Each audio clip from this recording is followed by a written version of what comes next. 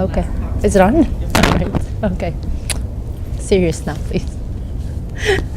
All right, guys. So, Assalamu alaikum wa rahmatullahi wa barakatuh. May Allah subhanahu wa ta'ala's peace and blessings be upon you. So, I'm just going to brief quickly, Nesha, what happened. We were talking basically about parenting, but I started and I said we have to really focus first on the concept of the family and the family relations in order to be able to provide an atmosphere where we could actually raise Muslim children, okay? So last week we were talking about, or the week before actually, we weren't here last week, the week before, we were speaking about the whole concept of the Hajj and how every part of it is actually oriented, or it's actually about family, starting from, we spoke about from the sa'i between the Safa and the Marwa. It should remind us of a mother's compassion over her child. So you couldn't be really performing that unless you really have that compassion in your heart as a, towards your mother or towards your son. And then from, how Allah subhanahu wa ta'ala had Sayyidina Ibrahim alayhi salam, how he made a dua. It's the father's dua that then Angel Jibreel came down and he made the water come out from underneath the baby Ismail's foot. So it was all talk about just family relations, and the whole entire Quran, it talks about each and every prophet and how it's related to either Harun and his brother, or Sayyidina Musa and Harun, or Musa and his mom, or everybody, or Isa and his mother. Is somebody and their family relative. It's somebody and their son or their wife or their daughter or something. It's always, the whole way across the Quran is just about the family relations, subhanAllah, okay? So today I'm going to still continue reinforcing. I'm going to go on that again, but in a different kind of aspect. And I decided, instead of just going back and starting right away from stories from the companions and the prophets, which we will do inshallah, but I want to talk about something that we can relate to, real life stories from today, okay? So, and I'd like to start by pointing out a main idea or something that's very important, right? And that is to stop searching for heaven outside, okay? Because heaven is in our homes. The heaven could be in your home, and that's the way the idea of the family is founded, by having the heaven inside your house, not outside. It's not in going and finding new clothes or a new purse or that shoe that you really wanted, or those, certain drapes for the curtain, or dressing your child in so and so brand.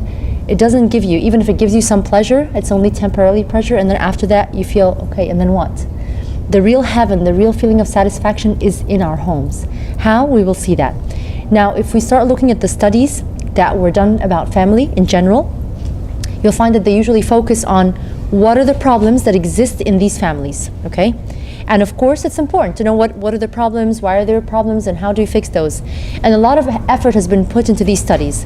But you realize that family was defined from the problematic side. Even when they would want to describe a role model family, they would state it's the family that doesn't have so-and-so from troubles. Okay, so the definition is coming from the negative. It's not coming from the positive. You always look at the family.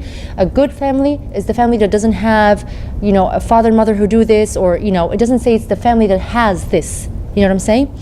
So why don't we describe it in its beautiful yet realistic form that pleases Allah subhanahu wa ta'ala and would please the Prophet Muhammad sallallahu alaihi wasallam if he would come and visit us in our house today or tomorrow. I'm not going to say tomorrow, because we still, I'm sure all of us need a lot of work in our homes, but eventually, maybe, how would he see our homes? Why don't we describe it from this point of view, instead of just pointing out the problems, okay? So let's point out how we deal with these problems. So we'd list, for example, the father, even though we don't have fathers, but at least the example of the fathers, he has to do 1, 2, 3, and 4. The mother, she has to do this, and that, and the kids, and so on and so forth, okay? Because everybody has their own role and their own way for this foundation or this organization to start. And I was saying last time that the first scene, the very, very first scene that the entire, idea of creation opened on, or the curtains opened on, was what? A family. Adam and Eve. It wasn't, as I said, it wasn't a bunch of ladies and a bunch of men and they started getting to know each other, marrying from each other. No. It was a family. Adam and Hawa, and then after that they had their children, Qabil and Habil, and so on and so forth. Just to understand that the entire creation was built on the idea of family. The foundation is built on family. So let's picture the family together and see how the mother acts and how the father acts, and let's try to picture how our own family, inshallah ya Rabb, if we try to imply and take from these ideas, how it will be 2 or 3 years from now, because it needs training. Nothing just comes like that. We're gonna press a button and everything's gonna be perfect and wonderful tomorrow morning. It needs work, needs practice. We need to work on ourselves and we need to work with each other, okay? And I know that, again, as I said, there are no men here, but I have to start again with the fathers and how they should be, and to keep this real and not just sitting here picturing things and like, oh, that should be this way and it should be that way, and not being realistic. I'm going to share with you real stories of real people, okay? No fiction tonight. It's all real. I'm sorry. No fairy tales tonight. Okay? So of the examples that we see of our daily lives, stories of real people in real life, not a movie that we've watched or something that I heard about, I'm just coming and telling you.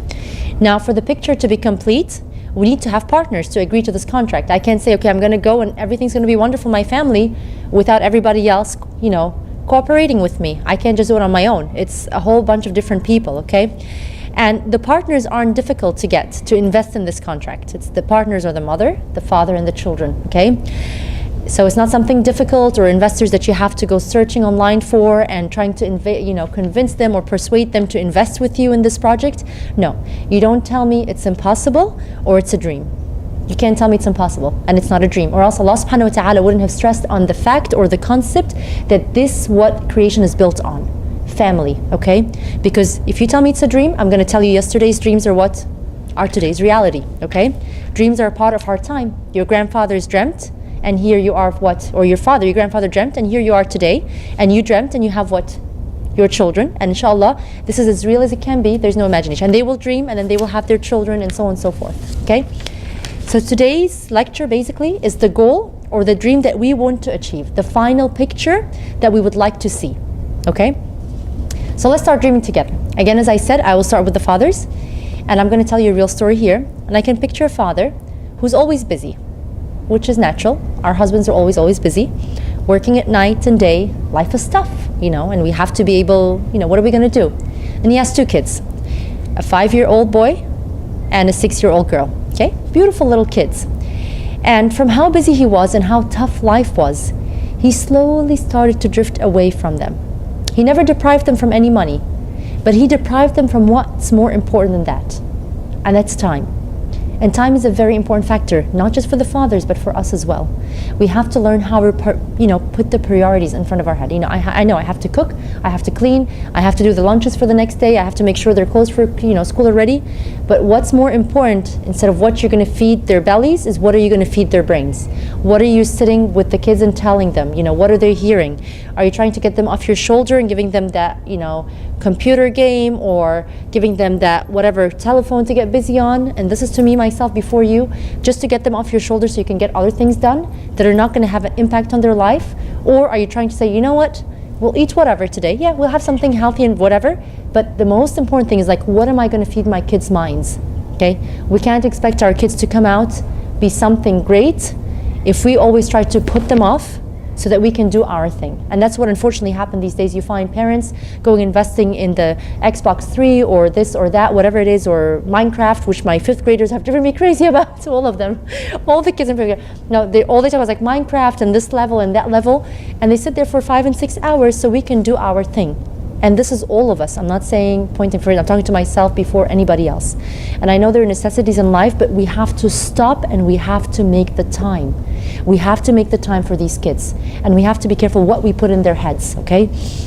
And time for little kids basically means love and care. Giving them a lot of love and care. I don't have to sit them there and preach them. Tell them, the Prophet said, no. Love and care. And this father says himself, I was founding a new company, so I needed to work night and day. And I used to travel for periods of 2 and 3 weeks. And when I would return when they were asleep. And in the morning, I would still leave when they were sleeping. And I never spent time with them. And now in front of my wife's pressure, who was always nagging me to spend time with my kids, I took my little girl out. And on our way back home, I was doing this while being forced to, of course. I drove through back roads. And before we reached our home, my daughter, who was sitting next to me, asked me, which one is the street that you live in, Dad? So he says, I thought I misheard her. So he said, what did you say, honey? She said, your house that you live in is in which of these streets, Dad? He says, I don't have a second wife or another home so that she would say such a thing. So I asked her, what do you mean? She replied, where do you live, Dad? Where are you living? He says, I couldn't convince her that I lived with them in the same house, but it shook me from inside. Kids are very bright. We look at our 3-year-olds and our 4-year-olds, you'll be amazed at the amount of things that they realize in our daily lives. Where do you live, Dad? Right? He goes on saying what? This feeling remained with me for a week until my son finished me up. And I was organizing my work papers, and I was looking for a piece of paper that had names of some very important clients that I had to meet this week. So my son asked me, "What are you doing, Dad?" So I replied, "I'm looking for a very important paper that has names of some very, very important people." So he said, "Is my name on it, Dad? You know, am I important?" This little kids, and this is real. The father says, everything inside me was shaking, and I felt agony in my heart. And I decided I have to make my children in my priority list. And they don't need money from me as much as they need time and love from me. It's the most important thing. And you'll see it, inshallah, when we go deeper, how the Prophet Muhammad ﷺ would just stop and leave everything for a little child. You know, and he was the Prophet. He was coming for the entire humanity. He had the load of the whole ummah on him. He wasn't just like a regular father, a regular mother working. The Prophet, can you imagine coming down with a message from Allah subhanahu wa ta'ala? But he always made the time for a little child to stop or ask about them or see what was wrong with them. And you'll see this later, inshallah. He said, I started changing my ways and I started giving my kids time. And he says, I went out with them last weekend since I decided that weekends are weekends and they're for my kids. And I took them on a boat ride and we ate and we laughed and we had a great time. My daughter's eyes were sparkling with joy as if she was telling me thank you. 5-year-old. And we went on vacation and we tried to fly paper kites together for a good hour and a half, but we never really succeeded. And my wife was astonished. Where did he get the time from? He's been saying for years, I don't have the time. But now there is time. Since a person feels happiness with his family, they actually try to find and make the time. And the happiness doesn't just come by itself. You know, you don't just wake up and expect everybody around you to be happy. You know, you have to work on it, and that's by building these relationships with the kids, with the husband, you know, with your children, or your children with you, or with their father. Okay, when you feel that there's happiness, you look forward to spending time with them. You won't be going back home and saying, okay, I'm going to put him in front of the TV while I cook, and she's going to go do whatever while I do this, and my husband's outside, that's great, so I can go do whatever I want to do. No, you're going to actually look forward to coming back and spending the time with the family, because it brings happiness. And it's not easy, because the generation that's growing with us right now, they're so geared into the whole technology. They want that fast pace of somebody who's there to entertain them non-stop. And I keep telling my kids, I'm not a clown. You know, I can, you know, be with you, I'll do things with you, but I can't like do a project and then finish the project and then do an act and then go play, you know, I can't do it. I'm a mother. I'm your friend, but I'm your mother as well. So we have to find kind of ways of maybe doing things with them, you know, being, you know, involved with them. But at the same time, I understand we have to take care of other things. But time, giving them that time, okay? So he says, on that day I discovered I was really happy. But I still had to go back to work and I had to travel. But this time I used to call them every day on the phone. Not a routine phone call, just to fulfill my duty as a father, no.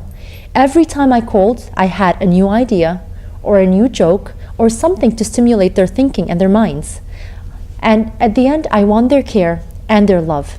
And when I came back, I was up late at work one day, and I found my wife calling me and saying, your son will not sleep unless you put him to bed. And he had never, ever requested that before.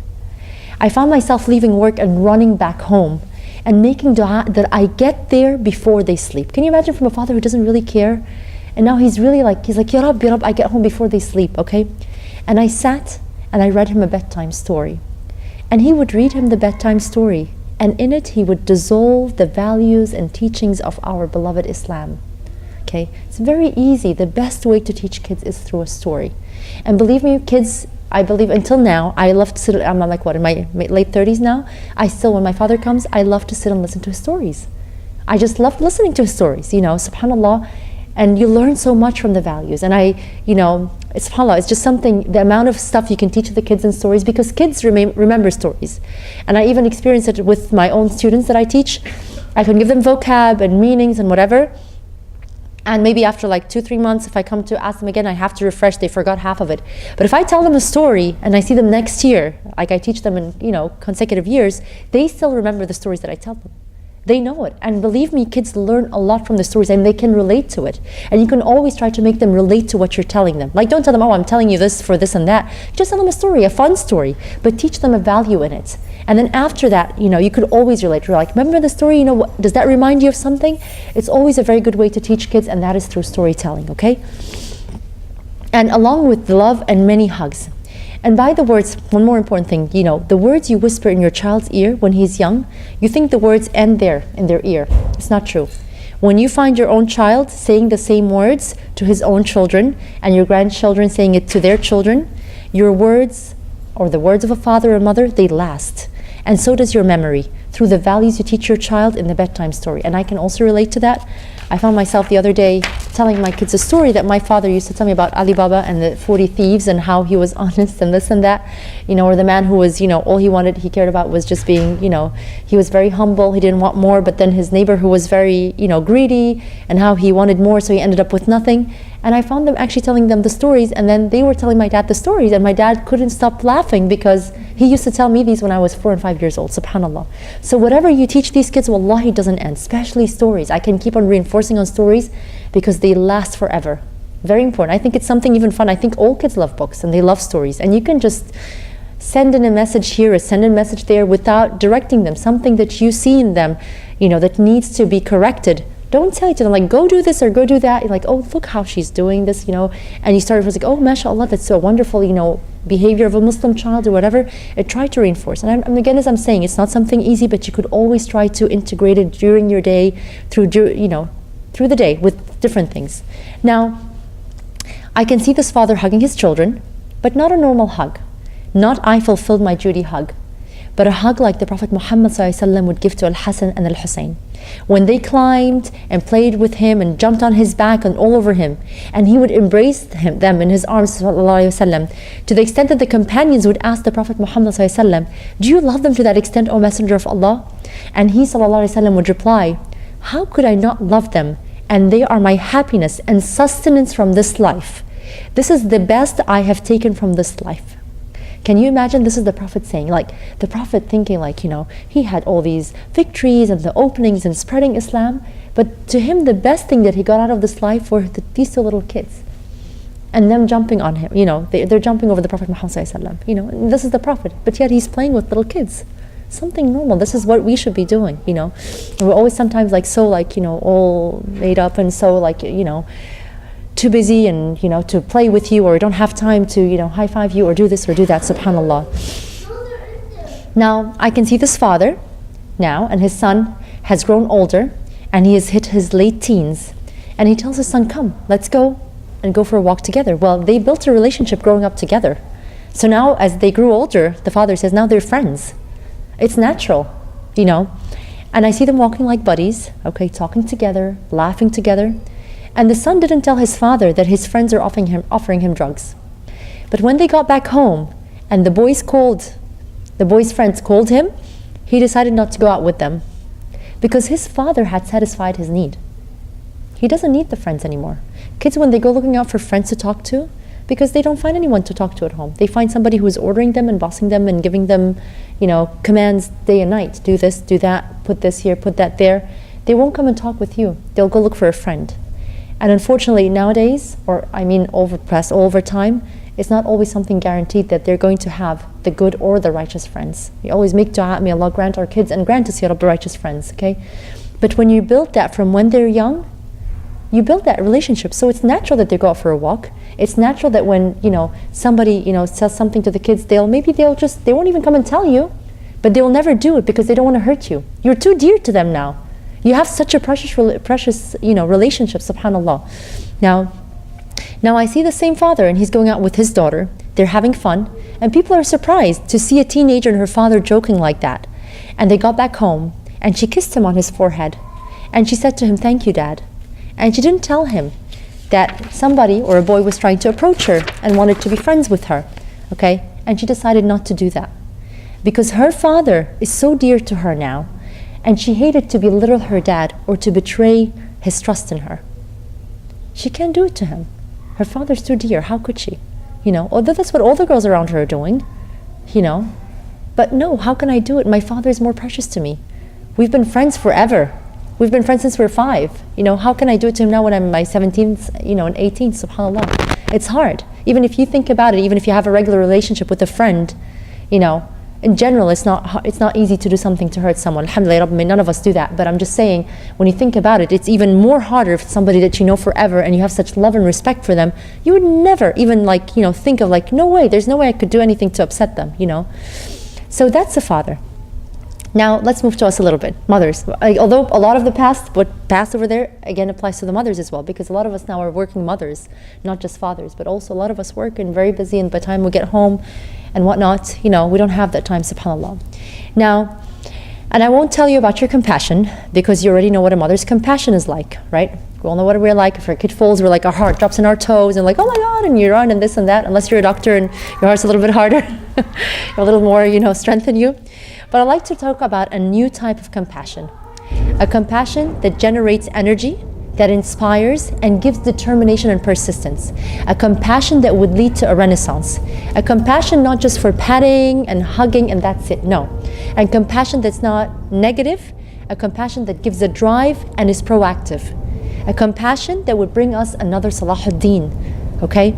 And again, I'm not saying fairy tales here. Let me share with you another story, okay?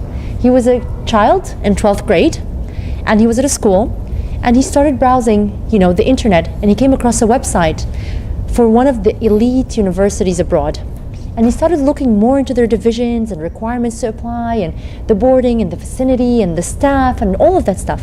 And he started dreaming, right, of entering such a university and making a difference in his own. He was a pious child, mashallah, he really wanted, he had that aspiration. He started looking, and the more he looked, the more he dreamt, I would love to go to this university. But this university needed a ridiculous amount of money. His family didn't have it. Or he had to excel with very high grades to get a free scholarship. So he thought to himself, if I start studying hard, maybe I can do this. And he started exerting a lot of effort and studying really hard. And his mother encouraged him. The normal encouraging that we do. Patting on the shoulder, making him a snack or a sandwich while he's studying. We all do that, making sure that everything's nice and quiet, and just the regular, encouraging them. And the first test results come out, and it showed that he was way far off from what was required. His grades were nowhere near the grades required to enter or to get that scholarship.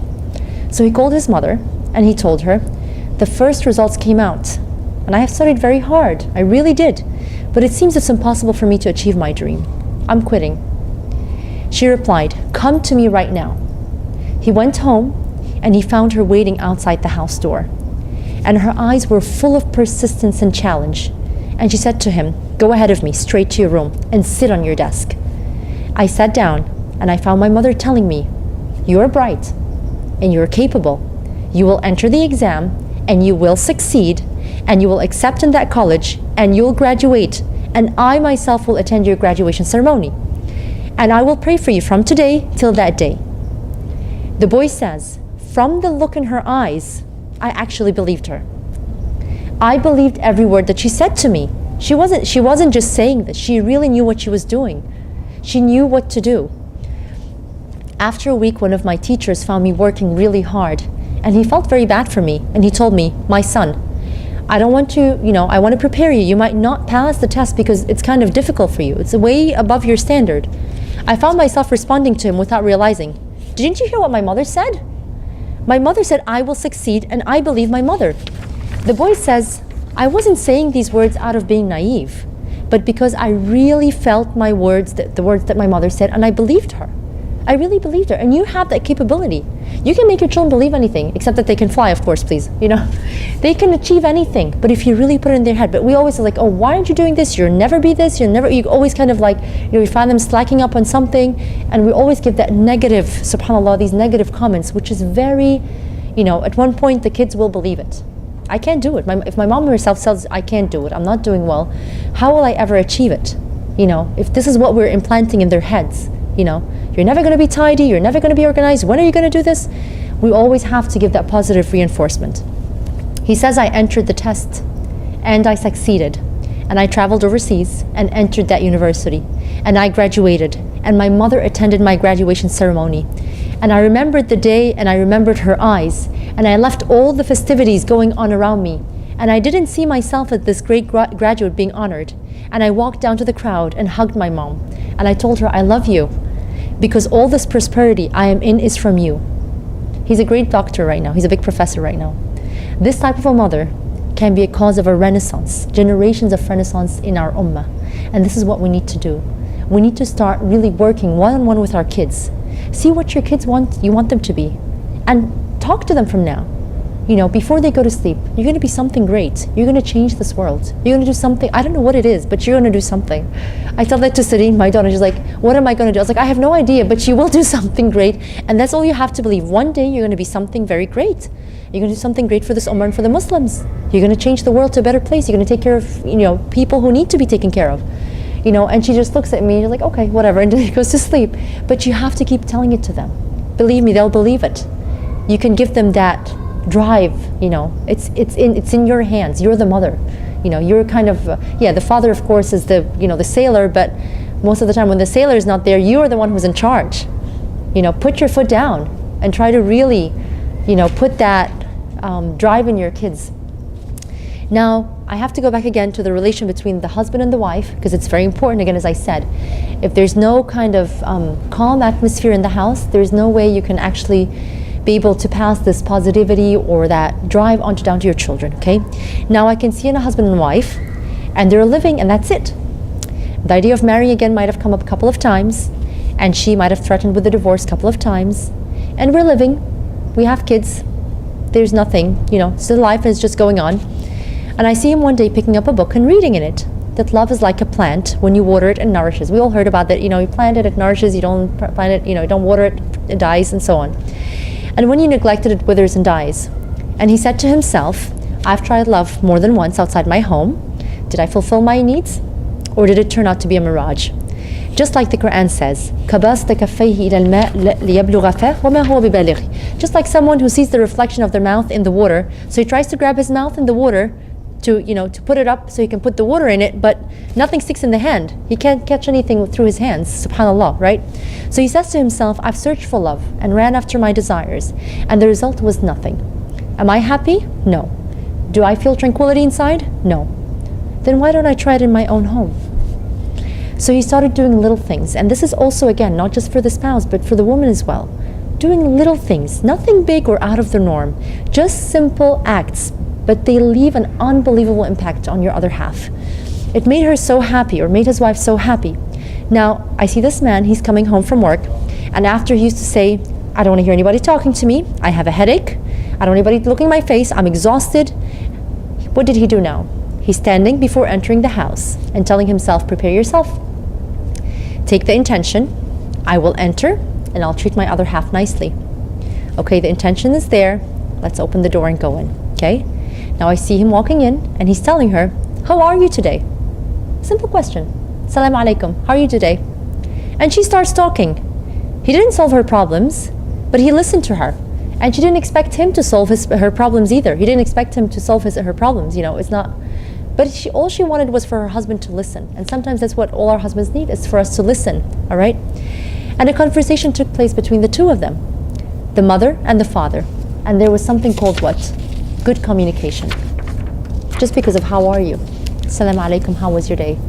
I'm not going to solve, I don't have a miracle button to solve all your problems and make your kids not, go crazy in the house or spill on the carpet and, and throw up on the, I don't know what, and do this and do that and hit each other and I don't know what. But I can hear you and I'll listen to you. And just good listening, subhanAllah, has an unbelievable impact on relationships, whether it's with your spouse or with your kids. Learn how to be a good listener. When you listen, subhanAllah, and don't just be like listening and you're actually thinking of a million other things of what you're going to do. Really listen, even if you can't really solve. Because most of the time we don't really have a solution for these problems, but just the fact that you have someone to talk to and they listen to you makes a big difference, subhanAllah. Now he goes to work, and I see him pick up the phone and saying, how are you? I'm just seeing how you're doing. I'm not calling you to tell you what you're cooking for us today for dinner, or go get this or go get that. It didn't take from him any time, and maybe in the beginning he was forcing himself to do that. And it was a heavy burden on him, but her reaction was so extreme. She was so happy that he called her just to ask about her. He wasn't calling to tell her, the whatever, the electrician is coming today at 2, make sure you're home, to open the door for him, or this or that. No, he was calling just to ask about her. And the same way again, vice versa. Assalamu alaikum, honey, how are you doing today? That's it. Nothing. What do you want? Nothing. Just how are you doing? It's like, are you sure? Are you okay? Are you out of your mind? Is everything okay? Have a fever today or something? Now I see him texting her when he was away saying, I miss you. something normal that should be between spouses that we don't really see these days much. He realized that these things pleases Allah subhanahu wa ta'ala when they go to the wife at home, not to the lady that's outside the home, not to the friend that's outside the home, but to your wife. So he decided to send it to his wife. And he found her responding. He's like, I miss you. And of course, we as women, we respond with like, a 2-chapter, 2-page message, like, saying how happy she was and how much she misses him and how happy that he texted her. And, and he was just sending it like that. But it made such a difference with her. These little things, subhanAllah, make a difference.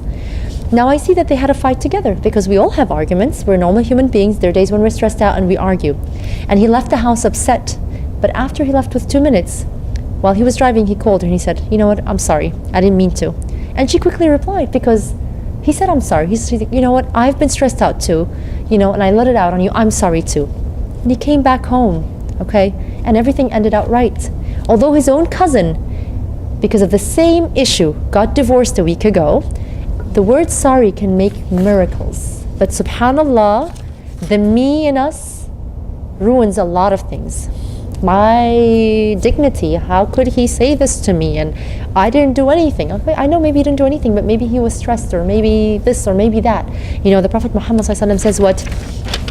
Find your brother, your sister, like the other person, 70 what? Excuses. If you sit down, and the reason why he's saying that, if you sit down and count 70 excuses, by the time you come out by 70 excuses, thinking like, okay, maybe he had a terrible day at work, maybe his boss belittled him, or maybe he had a terrible traffic day, or maybe he's stressed out because of money, or maybe he hurt himself, or maybe he had a terrible nightmare. By the time you start counting, actually, subhanAllah, your heart starts softening towards that person. Your heart starts softening towards that person, and you actually feel that maybe there is a reason, and the feeling of that grudge inside you doesn't exist anymore. And if you kind of think of 70 things is a lot to sit and count till 70. So try to find those excuses, subhanAllah, okay? Now, I see him not having to put any more effort with her, but he's always has these little nice compliments here and there, because when you keep that link, or these channels running between you back and forth, alas, you don't need that effort, you're all together on the same page. And she flourished like a beautiful flower. I see her waiting for him to return now at night from work, set the table with his favorite foods, and he stopped eating dinner out and telling her, my work keeps me late, so I have to eat out. So he started loving coming back home to eat dinner with her and with his kids. SubhanAllah. It's like one thing, if you think about it really, it's one thing leads to another. It's like a chain reaction. One little thing, and then it just gives this impact on everything else in your family relations. And again, as I said, it has a major impact on how your kids, because they're sitting and watching this, and I'm telling you something, you can sit your kids down and you can preach them night and day. This is right, this is wrong, even if it's in a nice way. I'm not telling you like you're lecturing them, you're telling them in a nice way. They're going to hear you, okay? But what they're going to do is what you are doing, not what you're saying. Allah Akbar. Sorry.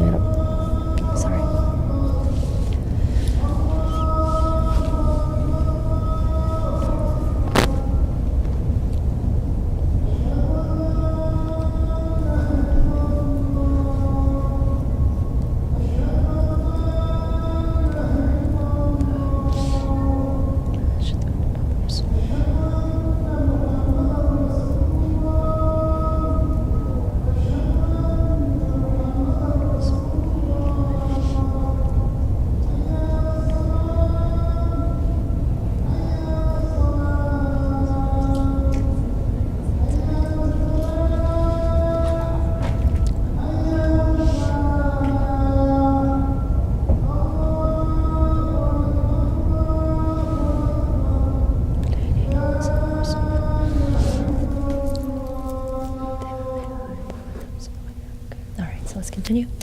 All right, so now I also see, I'm going to continue back again to the same story. Now I see her, she's keen on her appearance and her smile, and I see her keen on encouraging him, because she didn't know that the thing that makes a man hold on to his wife is when he finds her supporting him and encouraging him.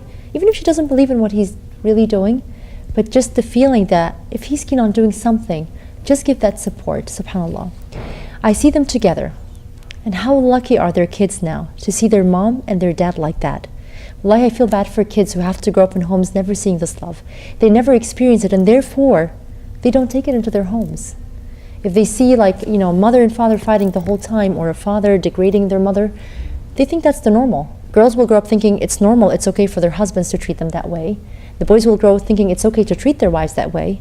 And then you just have like a vicious cycle. It just keeps repeating itself, subhanAllah.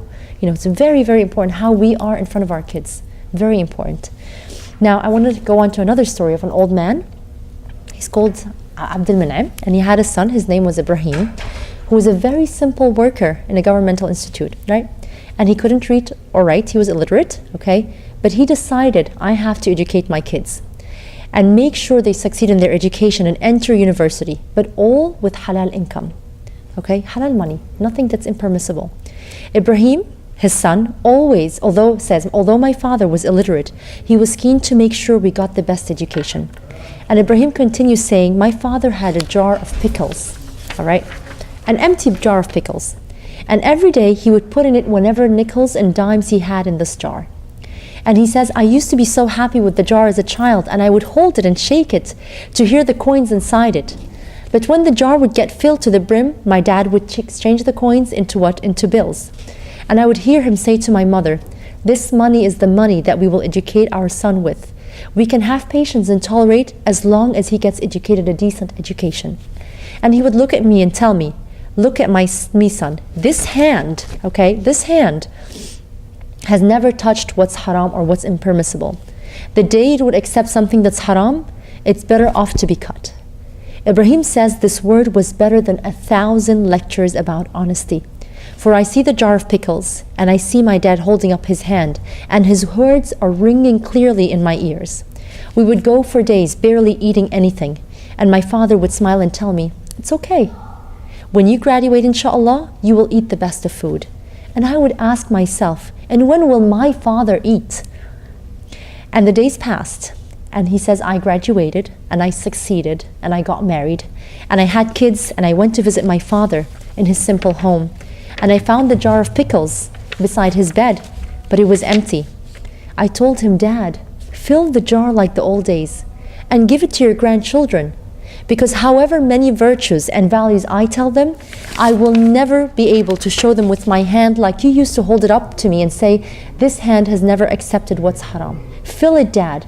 You were not filling the jar with coins, you were filling it with values that can never be destroyed however old you grow. This old man is a great man.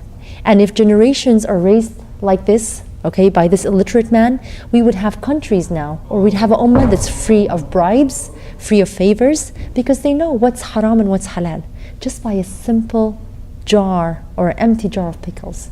Again, visual examples, giving kids things that they can see, and it's not just about the talking. Again, he says himself, giving me 100 lectures about honesty would have never given me the idea. It wouldn't have, stuck in my mind, just like seeing that empty jar of coins, how it was filled dime by dime and nickel by nickel, and my parents depriving themselves, from anything. People usually in governmental institutes like, overseas, they will accept, $20 from here and $30 from there. He said, never did I take a penny that was haram. And that's what this son came out with, subhanAllah. Now, another young man, like our youth nowadays, inshallah our kids, will hit these years sooner or later, who have their ambitions and dreams and wishes. But he was very far from his family. And again, as I say, it all depends on how you start off. You model with your husband or your wife, you model with them what you want your kids to be. And they cannot imitate something that they don't have. I'm going to keep repeating this. They cannot imitate something that they don't see. It's impossible.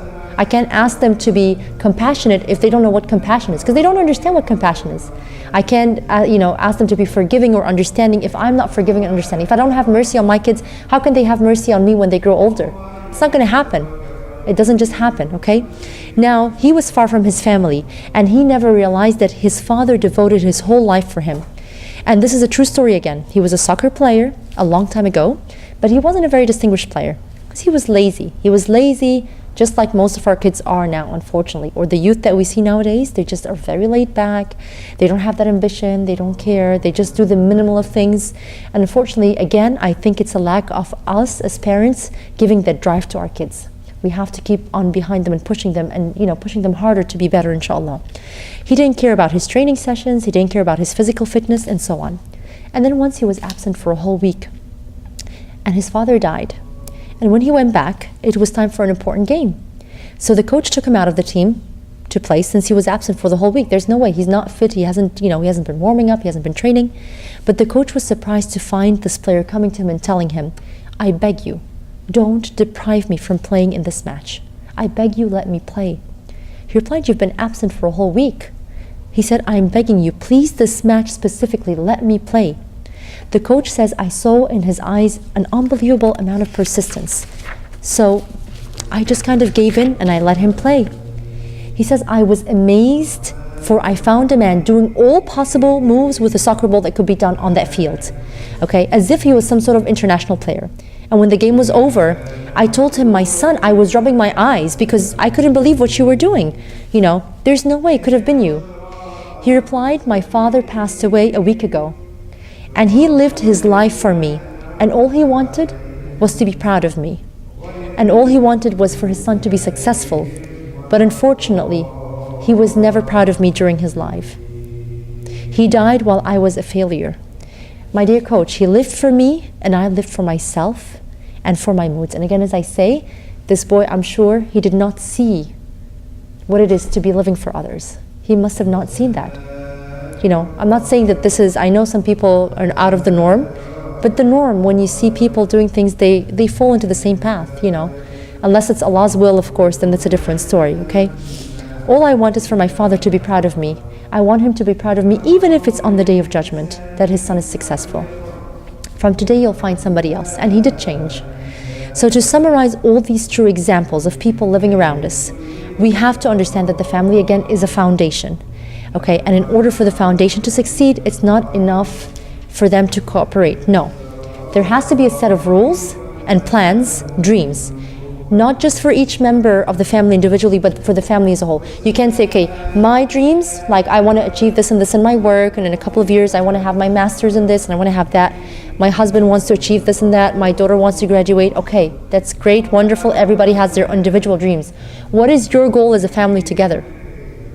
You have to sit down, even if it's small goals. If our kids are a little younger, like, okay, we want to maybe by this time, we would have helped so-and-so and have memorized so-and-so of the Quran, and we'd have bettered ourselves in visiting maybe people who are needy, or whatever it is. Set a little goal, even if they're little steps things, but you have to have something that you do together.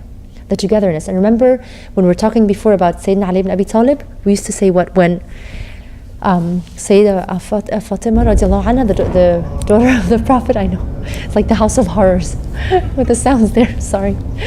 So Sayyidah Fatima, remember, I don't think you guys weren't here, but anyway, how she was so tired, and the Prophet Muhammad ﷺ had got some people had sent some servants for him, some slaves. So she went to Aisha and told her, to his wife, and told her, I'm really tired, I'm worn out. When my father comes back, tell him that I want a servant, right? So the Prophet Muhammad ﷺ said, to his wife Aisha, there is no way there's going to be people who are poor living here, and I'm going to actually give my daughter a servant, I would rather sell that, give them away or whatever, and give money to the Muslim poor people. So Aisha heard this, and then she was very upset. So the Prophet Muhammad ﷺ went to her, and he found her and Ali sitting in the bed. So he went and he snuck in the middle between them, right? And he said, can I teach you something that is better than that? So she said, what? She's like, I'm tired and I'm worn out and so and so. He said, can I teach you something that's better than that? Than asking for something, give you a lot of health. So she said, what? He said, together, both of you. He said, together. He didn't say you on your own and he's outside in the living room or down in his study. No, together. You do Subhanallah 33 times, Alhamdulillah 33 times, and Allahu Akbar, 34 times, right? And it's Ali ibn Abi Talib says, I have never ever after that complained from anything in my body or ever needed help from anybody. And I never forget saying it, except once in one of the battles I forgot to say it, and after I remembered, I said them right away. But the key was to what? To the whole thing was what? Of having this working is the togetherness. We have to understand that there's no such thing as me and you and the kids, or me and the kids and you, or you and the kids and me. It's us together. We have to understand that that's how Allah subhanahu wa ta'ala wants it to be. It's not just because the studies, no, this is how Allah subhanahu wa ta'ala wants it to be.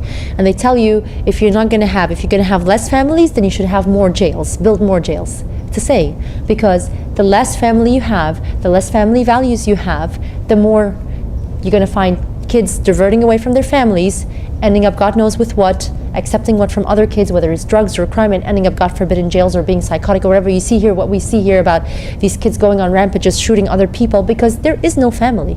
They didn't experience what a family is, subhanAllah, okay? So it's not impossible, again, as I said, to have that little goal, even if it's tiny goals, something that would fit with the age of your children. Just little things. As they grow older, make the goals bigger. By this time, we want to do this together. And I have like an older sister who's a friend of mine, and she tells me the best time of my life is when me and my daughter in summer, we decide to memorize one ayah a day together. She's like, we're memorizing together. I'm much older. She's like in her 60s, her daughter's in her 20s, but they're memorizing it together. She's like, it's the best feeling, subhanAllah. So I hope all of us, inshallah, can accomplish that. It's not impossible for the heaven to be in our homes, because the stories I shared with you, again, are what? Are non-fiction. These are real stories, real people. They're real experiences of real people, things that can be achieved.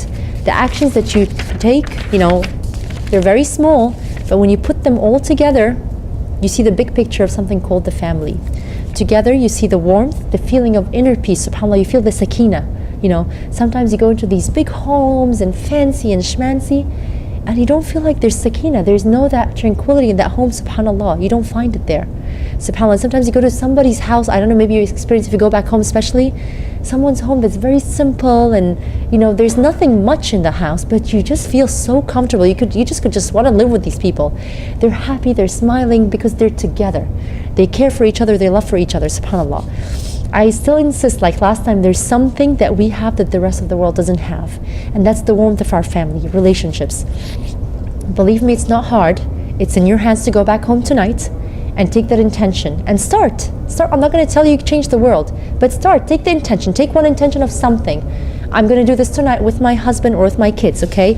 And believe me, nothing is going to please Allah subhanahu wa ta'ala more than the fact of you guys being together, unified together.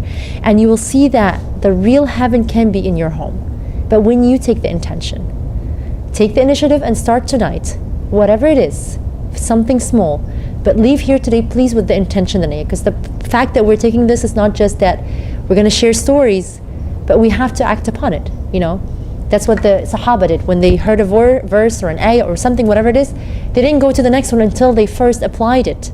So that's the same initiative we should have. When we learn something or hear something, act upon it, even if it's something small. I'm not telling you, let's go, like we're going to be perfect mothers and perfect wives.